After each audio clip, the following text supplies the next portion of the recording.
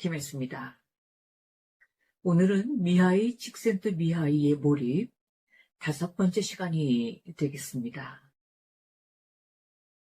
지적 활동을 통해 플로우 찾기, 몽상가가 되라가 주제가 되겠습니다.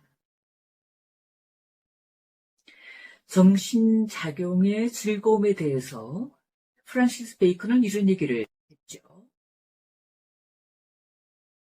지식의 씨앗이 되는 경이감이야말로 가장 순수한 형태의 즐거움이다.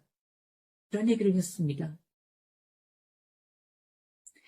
가장 순수한 형태의 즐거움이라는 것은 바로 우리가 지적 활동이 가져다 주는 그런 경이로움에서 온다는 것이죠. 사실 이제 이러한 지적 활동에 가장 많이 거론되는 그런 활동이 독서입니다. 제 친구 절친인 A는 2002년부터 지금까지 행복한 만남이라는 독서 모임을 하고 있습니다. 무려 24년간 지속되어 온 독서 모임이죠. 자연 발생적으로 주부들이 모여서 만든 독서 모임인데요. 한 달에 2번씩 만나서 미리 책을 선정하고 읽어와서 그 자리에서 서로 또 느낌을 공유를 하고 또 한 줄 끊기 한 부분을 같이 읽기도 하고 하는 그러한 모임을 이렇게 오랜 시간 동안 지속해서 해오고 있습니다. 그 원동력이 뭐냐라고 이제 제가 물어봤습니다. 행복한 만남이라는 이런 독서 모임이 되겠고요.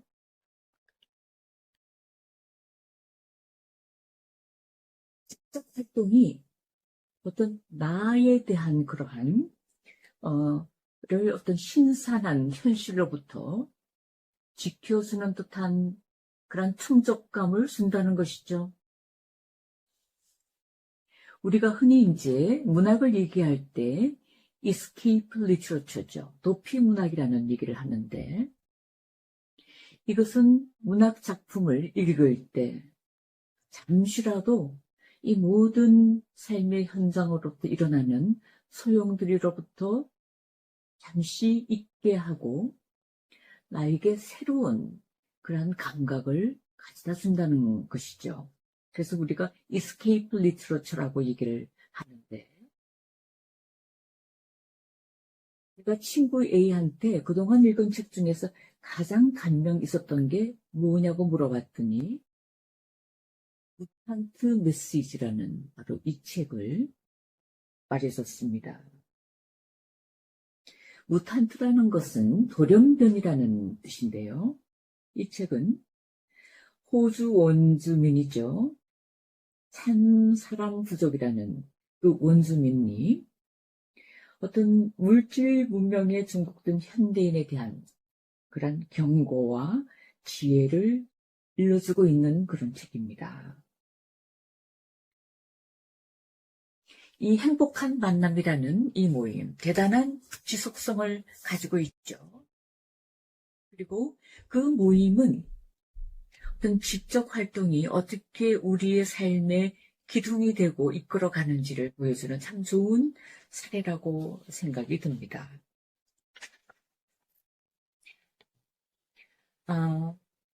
칙센트 미하이는 그런데 모든 정신 활동을 위해서는 반드시 신체적인 상태가 중요하다라고 얘기를 합니다. 이건 이제 체스 고수들을 보게 되면은 굉장히 두뇌를 많이 쓰는 게임이죠. 장시간 동안 몰입을 해야 되고 집중을 해야 되는데 왜냐하면 그 장시간 동안 고도의 정신을 집중한 상태에서 오래 버티지 못합니다. 체력이 약하게 다면은 그래서 달리기나 수영을 하면서 늘 체력을 가져야 한다는 것이죠. 이런 체스뿐만 아니라 작가나 여러 활동을 하는 지적 활동을 하는 사람들은 분명히 수영이나 조깅이나 이런 것을 통해서 체력 단련이 필요한 것이죠.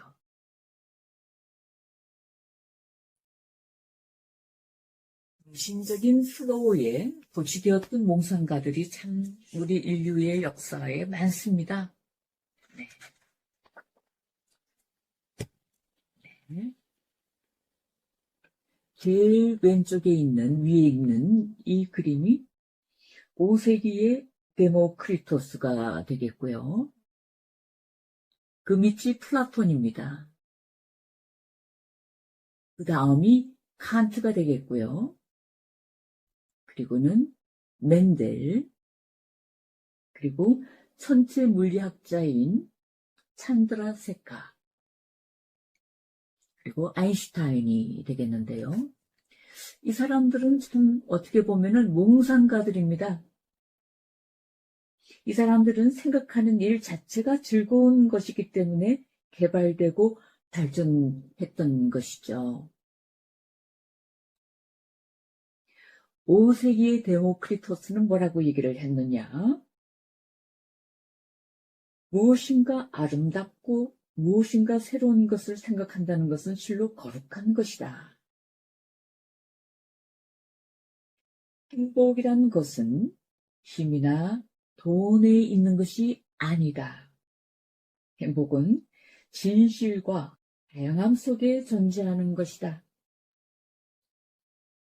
나는 페르시아 왕국 전체를 얻는 것보다 하나의 참 진리를 발견하는 쪽을 택하겠다. 유쾌함과 자신감은 최고의 선이다. 이런 얘기를 했습니다. 철학자 데모크리토스는 어떠한 이러한 철학을 하고 지적 활동을 하는데 외적인 동기를 줬지 않아요. 정치라든지 권력이라든지 명예 이런 것이 아니라 이 데모크리토스는 자신의 의식을 통제하는 법을 익혔기 때문에 삶을 즐길 수 있었다. 라고 직선트 미에는 이야기를 하고 있습니다. 찬드라세카죠. 천체 물리학자. 그는 이제 인도 출생인데 영국으로 건너갔다가 공부를 하고 다시 미국에 있는 시카고 대학에서 강의를 했었는데요. 1950년대에 고급 천체 물리학 세미나를 열었습니다. 강의를 열었는데 수강생이 단 2명뿐이었습니다. 그래서 학교 당국에서는 아마 폐강을 예상을 했죠. 하지만 찬드라세카는 이 학생 2사람인 강의를 했습니다. 그는 숙소가 시카고 대학에서 멀리 좀 떨어져 있는 곳에 있었기 때문에 일주일에 2번씩 시카고로 먼 길을 달려와서 강의를 했다고 합니다. 근데 몇 년 후에 2명 중 한 학생이 노벨 물리학상을 수상했다고 하는군요. 대단한 쾌거죠. 그런데 한 학생마저 노벨 물리학상을 또 수상을 했습니다. 2명 학생 중에 2명이 다 노벨 물리학상을 수상을 한 것이죠. 사람들은 찬탄을 하면서도 참 안 됐다.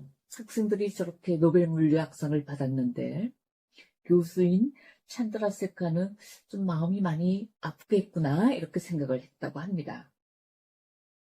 그런데 1983년에 이 찬드라세카도 노벨상을 수상을 했습니다. 이렇게 생각지도 못했던 상황에서 아이디어와 씨름하기를 좋아하는 사람들에 의해서 어떤 기존의 인간 사고 방식의 대혁신이 일어난다는 것이죠. 우리가 이제 과학사에 대해서 얘기를 할 때 변방의 힘이라는 이야기를 합니다. 과학사를 이렇게 훑어보면 한 100년마다 과학계에 있는 변방에 있었던 사람들이 과학의 패러다임을 바꾸는 그런 일이 계속해서 이어져 왔다는 것입니다. 수세기 동안 위대한 과학자들이 어떤 정부가 주는 막대한 지원금이 있었을가 아니라 자신들이 발명한 방법이 매료되었기 때문에, 그러니까 거창한 빅과학이 아니라 하나의 취미로서 연구를 했던 결과 이러한 과학의 패러다임을 바꾸는 그러한 대혁신이 일어난 것이죠. 이렇게 자기 목적적인 동기를 가지고 연구를 한 결과 모든 고정관념을 뛰어넘는 그러한 결과물이 나온 것이죠. 여기 이제 변방의 힘이라는 것이고요. 제일 왼쪽에 있는 이 초상화가 프랑스의 라부아진데요. 근대화학의 창시자입니다. 이분은 과학자가 아니라 국세청 공무원이었는데 혼자서 그 실험을 하는 것을 아주 즐겼다고 합니다. 가운데가 성직자인 멘델이죠. 유전학의 기반을 만든 분인데 성직자로 있으면서 취미로 원예를 하는 과정에서 바로 이러한 유전학의 기반이 나온 것입니다. 아인슈타인이죠. 상대성 원리를 발견한 이 아인슈타인도 스위스 특허청의 사무원이었습니다.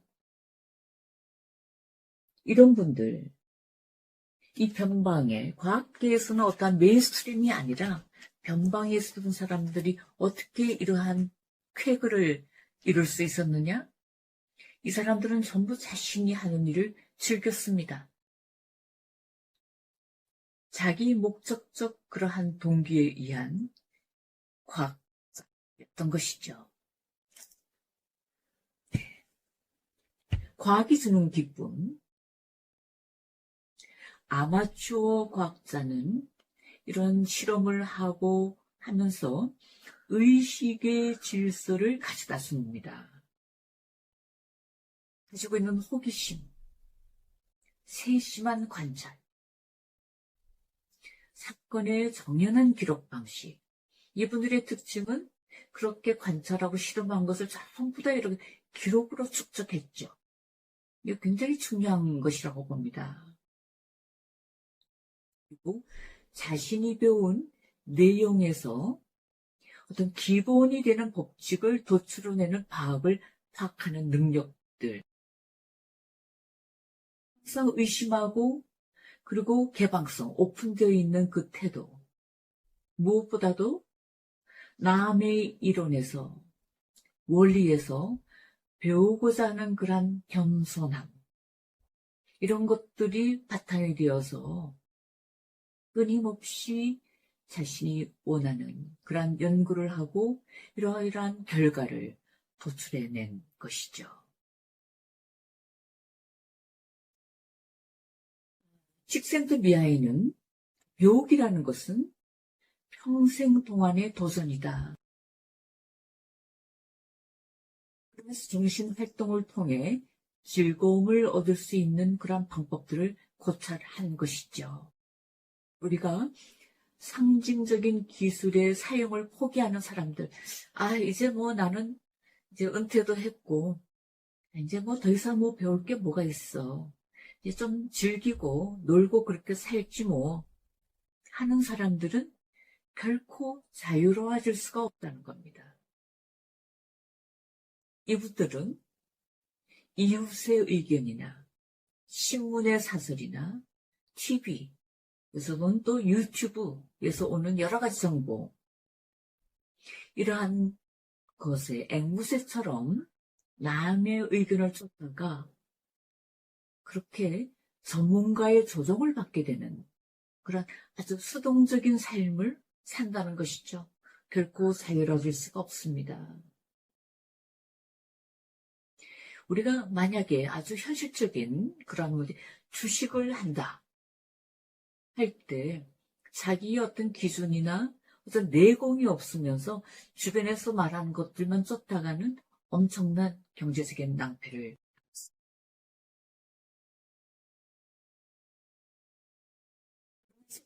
위하여 외적 동기에 의한 교육이 종결되는 시점이죠. 그러니까 학교 교육이라는 것이 종결되는 시점부터가 내적인 동기로 교육을 하게 되는 출발점으로 만드는 것이 가장 이상적이라는 것입니다. 대학을 졸업하고 난 다음에 사회인이 됐을 때 그때부터 자기가 원하는 그러한 공부를 하는 것이 가장 이상적이라는 것이죠. 은퇴를 하고 나서부터 그때가 자기가 진짜 하고 싶은 공부를 하는 것이 가장 이상적이라는 겁니다. 했을 때 어떤 일이 일어나느냐? 내 주변에서 일어나는 일들에 대한 이해가 높아집니다. 이러한 배움을 하는 이유는 뭐냐? 나의 경험의 의미를 이해하고 나의 경험의 질을 높이기 위한 것이 목적입니다. 그렇기 때문에 배워야 한다는 것이죠. 심오한 기쁨이 있다. 라고 직선드 미아이는 이야기를 합니다. 제가 존경하는 분 중에 한 분이 계신데요. 그분은 8살 때 어머니를 잃었습니다. 그는 청소년기를 아주 힘들게 살고 정말 고군분투하면서 자수성가를 해서 결국에는 의사가 된 분인데요. 청소년기에 안경을 살 돈이 없어서 아주 심한 근시였는데도 불구하고 그냥 다녔다고 합니다. 또 열심히 공부를 해서 이제 의과대학에 들어가서 공부를 할 때 본인이 했던 아르바이트를 수를 봤더니 30개가 넘었다고 합니다.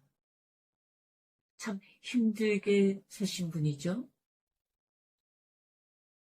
근데 이분은 이제 의사가 되고 난 다음에 원래 종교에 대한 관심이 많아서 그때부터 종교 공부를 하셨습니다. 불경을 읽고 성경을 읽고 그리고 영성에 관한 책들을 읽었는데 읽고 나면 반드시 그것들을 다 정리하고 기록을 해 두셨습니다. 그것이 다락방에 한가득 찰 정도로 노트가 그렇게 축적된 자기 나름의 지식의 보고를 가지고 계셨던 분이죠. 이렇게 공부를 하면서 이분은 자기가 어릴 때 어머니를 잃고 참 외롭게 성장을 하고 너무나 가난 속에서 이렇게 뚫고 나갔던 자기의 삶에 대해서 이러한 공부를 통해서 어떻게 나중에 말씀을 하시느냐. 힘을 얻게 되셨고 이 모든 상황, 삶의 상황을 이 모든 것이 잘 되고 못 되고 내가 참 사랑을 받고 못 받고 이 모든 것이 하나의 신기루처럼 사라진다. 일수군간의 일이다. 자유로워지셨습니다. 이런 깨달음을 얻으시면서 아주 자유로워지셨죠. 우리가 공부하고 배운다는 것은 바로 내 삶에 대한 이해력, 거기에 대한 해석, 그걸 통해 자아가 확장되는 그러한 경험이 되는 것이죠. 그래서 지적 활동을 통한 플로우, 팁을 말씀드리겠습니다. 진짜 호기심을 잃지 말자는 것이죠. 나이를 운운하지 말기. 아이, 내가 이제 뭐 이 나이가 돼서 뭘 하겠어? 이런 얘기는 절대로 하시면 안 되는 거죠. 게다가 이제는 100세를 훌쩍 넘어서는 그러한 우리 평균 수명이 그러한 고령화되는 사회에서 섣불리 내가 이제 나이가 들어서 뭐 이 정도면 되고 이런 얘기를 하시면 이제는 안 되는 것입니다. 각자가 좋아하는 그러한 영역이 있죠. 언어 영역이든 뭐 수학이든 또 공학이든 의학이든 과학이든 다 있습니다. 역사든. 그 중에서 자기가 좋아하는 영역을 다시 한 번 더 배우고 또 새로운 지식의 영역이 있죠. 요즘은 AI가 너무나 발달되어 있기 때문에 아무도 거기로부터 자유로울 수가 없습니다. 거기에 대한 공부도 하고 그래서 칙샌드 미하이는 꿈꾸는 자가 되라. 몽상가가 되라라고 얘기를 하고 있죠. 아마추어 개인 역사가가 되기를 권하고 있습니다. 우리가 일기를 쓴다는 것, 그것은 자신을 기록하는 역사가죠. 대표적으로는 안내의 일기가 있습니다. 안네 프랑크가 쓴 안내의 일기. 한 소녀가 다락방에 숨어서 기록한 그 나치 그 치하에서 그 기록이 나중에 발견돼서 개인의 기록이 아니라 인류의 일기가 된 것이죠. 이러한 일기를 쓰면서 자기에 대한 개인적인 역사가가 되기도 하는데 조금 더 확장하면은 가족의 여러 가지 그러한 것들을 수집해서 가족 연대기를 만들 수도 있고요. 좀 더 확장하면은 지역 사회의 기록들을 이렇게 탐색을 하고 그걸 모아가지고 만들 수가 있습니다.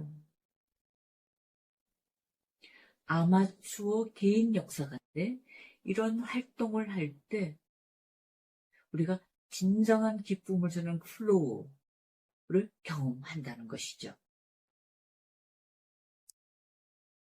순간까지 몰입하고 플로우를 경험하고 최적 경험을 하면서 생생한 삶의 현장에 있어라.